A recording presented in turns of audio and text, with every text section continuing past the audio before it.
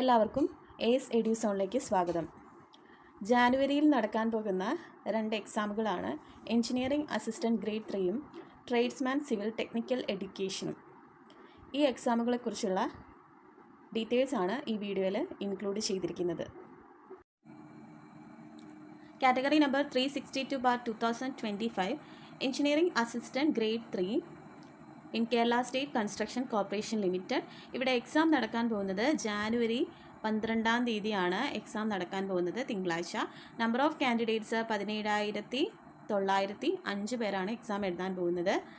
അടുത്ത കാറ്റഗറി നമ്പറാണ് 276/2020 tradesman civil technical എഡ്യൂക്കേഷനിലെ ട്രേഡ്സ്മാൻ സിവിൽ. എക്സാം നടക്കാൻ പോകുന്നത് ജാനുവരി 27-ാം തീയതിയാണ്, ചൊവ്വാഴ്ച ആണ് എക്സാം നടക്കാൻ പോകുന്നത്. എക്സാം എഴുതുന്ന കാൻഡിഡേറ്റ്സിൻ്റെ എണ്ണം 14,012 പേരാണ് എക്സാം എഴുതാൻ പോകുന്നത്.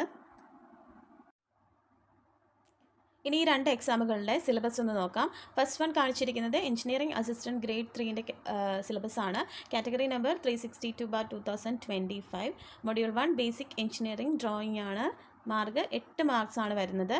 അപ്പോൾ അതിൽ ഡ്രോയിങ് ഇൻസ്ട്രുമെൻറ്റ്സ് ഉണ്ടല്ലേ, അപ്പോൾ ഡ്രോയിങ് ഇൻസ്ട്രുമെൻറ്റ്സിൽ എന്തൊക്കെയാണ് നോക്കേണ്ടത്, അതിൻ്റെ നെയിംസ്, അതുപോലെ അവിടുത്തെ ഇൻസ്ട്രുമെൻറ്റ്സ് ഏതൊക്കെയാണ്, T square, set square, compass, drawing board, pencils, scale, അങ്ങനെയുള്ള കാര്യങ്ങൾ. പിന്നെ പെൻസിൽസിൽ തന്നെ HP ഉണ്ട്, H ഉണ്ട്, F ഉണ്ട്, അങ്ങനെ അതൊക്കെ ഉണ്ടല്ലോ. അപ്പോൾ അതൊക്കെ എവിടെയാണ് യൂസ് ചെയ്യുന്നത്, അങ്ങനെയുള്ള കാര്യങ്ങളൊക്കെ നോക്കേണ്ടതായിട്ടുണ്ട്. പിന്നുള്ളത് ലേ ഔട്ട് ഓഫ് ഡ്രോയിങ് ഷീറ്റാണ്. ലേ ഔട്ട് ഓഫ് ഡ്രോയിങ് ഷീറ്റിൻ്റെ സ്റ്റാൻഡേർഡ് സൈസ് നോക്കണം. പിന്നെ ഈ ഡ്രോയിങ് ഷീറ്റിൻ്റെ സെറ്റപ്പ്, പ്ലേസ്മെൻറ്റ് ഒക്കെയാണ് അതിൽ ഇമ്പോർട്ടൻ്റ് ആയിട്ട് നോക്കേണ്ടത്. പിന്നെ ടൈപ്സ് ഓഫ് ലൈൻസിലേക്ക് വരുമ്പോൾ അവിടെയുള്ള ലൈൻസ്, അതായത് object line, hidden line, centre line, dimension lines, അത് ഏത് ലൈൻ്റെ അണ്ടറിലാണ് വരുന്നത്, അതായത് ടൈപ്പ് A, B, C, അങ്ങനെ കുറേ ടൈപ്സ് ഓഫ് ലൈൻസ് ഉണ്ട്.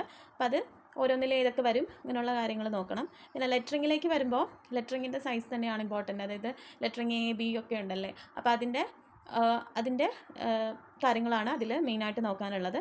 പിന്നെ ഡയമെൻഷനിങ്ങിലേക്ക് വരുമ്പോൾ അവിടെ ഡയമെൻഷൻ ലൈൻ, അതായത് എലമെൻറ്റ്സ് ഓഫ് ഡയമെൻഷനിങ് ആണ് ഇമ്പോർട്ടൻ്റ് ആയിട്ട് നോക്കേണ്ടത്. ഡയമെൻഷൻ ലൈൻ, എക്സ്റ്റൻഷൻ ലൈൻ, ആരോ ഹെഡ്, അതിൻ്റെ കാര്യങ്ങളൊക്കെ നോക്കണം. പിന്നെ സ്കെയിൽസിലേക്ക് വരുമ്പോൾ അവിടെ പ്ലെയിൻ സ്കെയിലുണ്ട്, വെർണിയർ സ്കെയിലുണ്ട്, അങ്ങനെയുള്ള കാര്യങ്ങളൊക്കെ നോക്കുക. പിന്നെ പ്ലെയിൻ ജോമെട്രിക് കൺസ്ട്രക്ഷനിലേക്ക് വരുമ്പോൾ ബേസിക് ആയിട്ടുള്ള ജോമെട്രിക് ഫിഗേഴ്സ് ഇൻ ഡ്രോയിങ് ആണ് നോക്കാനുള്ളത്. പിന്നെ കോണിക് സെക്ഷൻസിലേക്ക് വരുമ്പോൾ അവിടെ എന്തൊക്കെയാണ്, എലിപ്സ്, പരാബോള, ഹൈപ്പർബോള, അതിൻ്റെയൊക്കെ കാര്യങ്ങൾ നോക്കുക. പിന്നെ പ്രൊജക്ഷനിലേക്ക് വരുമ്പോൾ ഓർത്തോഗ്രാഫിക് പ്രൊജക്ഷൻ ആണ് ഏറ്റവും ഇമ്പോർട്ടൻ്റ് ആയിട്ടുള്ളത്. അതിൽ തന്നെ പിന്നെ ഉള്ളത് first angle and third angle പ്രൊജക്ഷൻ്റെ കൺവെൻഷൻസ് ഇമ്പോർട്ടൻ്റ് ആണ്. ഓക്കെ, അടുത്ത മൊഡ്യൂളാണ് ബിൽഡിംഗ് മെറ്റീരിയൽ ആൻഡ് കൺസ്ട്രക്ഷൻ. ഇവിടെ 12 മാർക്കാണ് വരുന്നത്. കുറച്ചും കൂടി ഇമ്പോർട്ടൻ്റ് ആയിട്ടുള്ള ഒരു മൊഡ്യൂളാണ് ബിൽഡിംഗ് മെറ്റീരിയൽസ് ആൻഡ് കൺസ്ട്രക്ഷൻ എന്ന് പറയുന്നത്. ഓക്കെ, അപ്പോൾ കുറച്ചും കൂടെ ടൈം സ്പെൻഡ് ചെയ്ത് പഠിക്കാൻ നോക്കുക. പിന്നെ അപ്പോൾ അവിടെ ഉള്ളത് പ്രോപ്പർട്ടീസ് ഓഫ് എഞ്ചിനീയറിംഗ് മെറ്റീരിയൽസ് നോക്കാം. പിന്നെ വെൽഡിംഗ് സ്റ്റോൺസിൻ്റെ കാര്യങ്ങൾ, ടെസ്റ്റ്, അങ്ങനെയുള്ള കാര്യങ്ങളൊക്കെ നോക്കുക. പിന്നെ ബ്രിക്സിൻ്റെ ക്വാളിറ്റീസ്, IS ഡയമെൻഷൻസ്, ടെസ്റ്റൊക്കെ നോക്കുക. ലൈം, ടിമ്പറിൽ ഡിഫക്ട്സ്, സീസണിങ് ഒക്കെ നോക്കുക. ടൈൽസ്, സാൻഡിൻ്റെ ടൈപ്സ്, ബൾക്കിങ് നോക്കുക. പിന്നെ സിമെൻറ്റിലേക്ക് വരുമ്പോൾ ടൈപ്സ്, പ്രോപ്പർട്ടീസ്, ടെസ്റ്റ്. കോൺക്രീറ്റിലേക്ക് വരുമ്പം അവിടെ ഇൻഗ്രീഡിയൻസ് നോക്കുക, അഡ്മിക്സ്ചേഴ്സ്, അതിൻ്റെ ഡിഫറെൻറ്റ് ഗ്രേഡ്സ്. പിന്നെ ferrous materials, non ferrous materials, glass, protective മെറ്റീരിയൽസിലായിട്ടുള്ള paints, varnish, distemper, plastering materials, അങ്ങനെയുള്ള കാര്യങ്ങളൊക്കെ നോക്കുക. കുറച്ചും കൂടെ തിയറി ബേസ്ഡ് ആയതുകൊണ്ട് തന്നെ റിവൈസ് ചെയ്ത് പഠിക്കുക. അടുത്ത ടോപ്പിക്ക് മൊഡ്യൂൾ 3 ബിൽഡിംഗ് കൺസ്ട്രക്ഷൻ ആണ്. 20 മാർക്കാണ് വരുന്നത്. ഏറ്റവും ഇമ്പോർട്ടൻ്റ് ആയിട്ടുള്ള ടോപ്പിക്കാണ് ബിൽഡിംഗ് കൺസ്ട്രക്ഷൻ എന്ന് പറയുന്നത്. ഇവിടെ സ്റ്റോൺ മേസണറി, ബ്രിക്ക് മേസണറിയിൽ തന്നെ ബോൺസ് ഒക്കെ ഇമ്പോർട്ടൻ്റ് ആയിട്ട് നോക്കുക. സ്റ്റോൺ മേസണറിൽ ഡ്രസ്സിങ് കൂടെ നോക്കുക. പിന്നെ കോമ്പോസിറ്റ് മേസണറി, ഫൗണ്ടേഷൻ്റെ ബിയറിംഗ് കപ്പാസിറ്റിയുടെ ബേസിക്സ് ഒക്കെ നോക്കുക.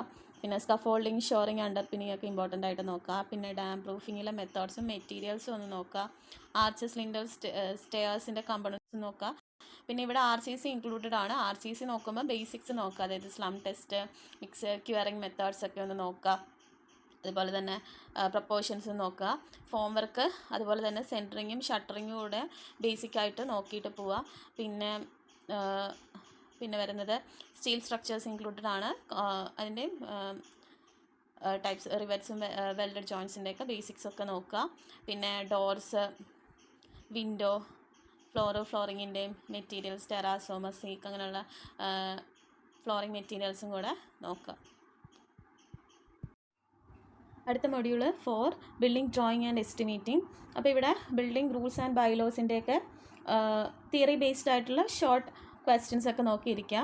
അതുപോലെ തന്നെ പിന്നെ ഉള്ളത് ടൈപ്പ് ഓഫ് എസ്റ്റിമേറ്റിൻ്റെയൊക്കെ ഫ്രീക്വൻ്റ് ആയിട്ട് ചോദിക്കുന്ന ക്വസ്റ്റ്യൻസ് ആണ് ടൈപ്പ് ഓഫ് എസ്റ്റിമേറ്റ് ഒക്കെ. പിന്നെ മെഷർമെൻറ്റ്സ്, യൂണിറ്റ്സ് നോക്കുക, റേറ്റ് അനാലിസിസ്, ഓക്കെ. പിന്നെ വാല്യുവേഷൻ്റെ ടേംസ് ഒക്കെ നോക്കി പോവുക.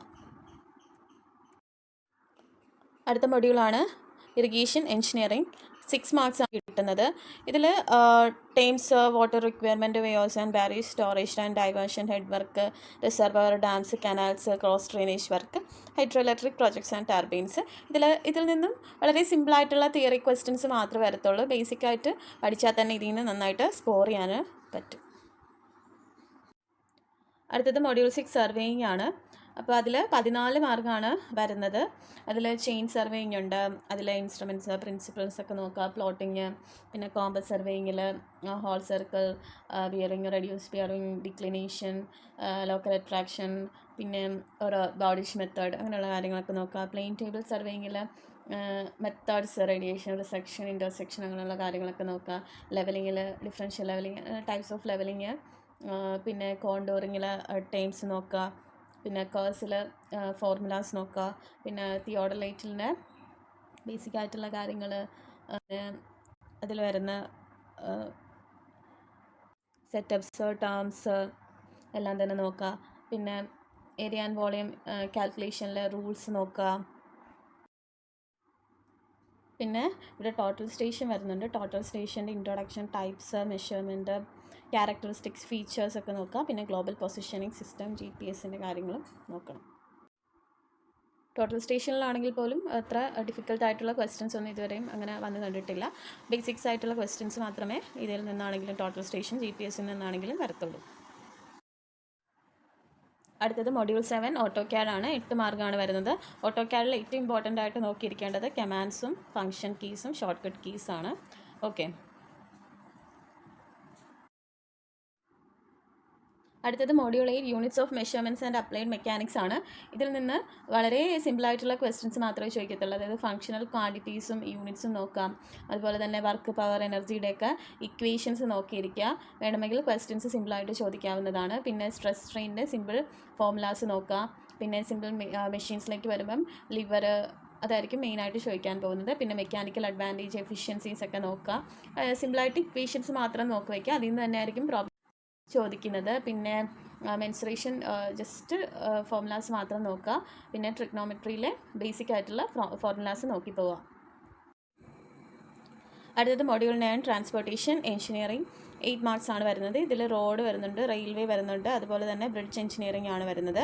അപ്പോൾ ഇതിൽ സിമ്പിളായിട്ടുള്ള ഡയറക്റ്റ് ക്വസ്റ്റ്യൻസ് ആയിരിക്കും വരുന്നത്. റോഡിൻ്റെ ടൈപ്സ്, അതുപോലെ തന്നെ ഡെവലപ്മെൻറ്റ്, ജനറൽ പ്രിൻസിപ്പിൾസ്, പിന്നെ ഡിഫറെൻറ്റ് ടൈപ്സ് ഓഫ് റോഡ്സും, പിന്നെ റെയിൽവേയിൽ വരുമ്പോൾ എന്താണ് സ്ലീപ്പേഴ്സും ബലാസ്റ്റ് അങ്ങനെയുള്ള കാര്യങ്ങളൊക്കെ നോക്കുക.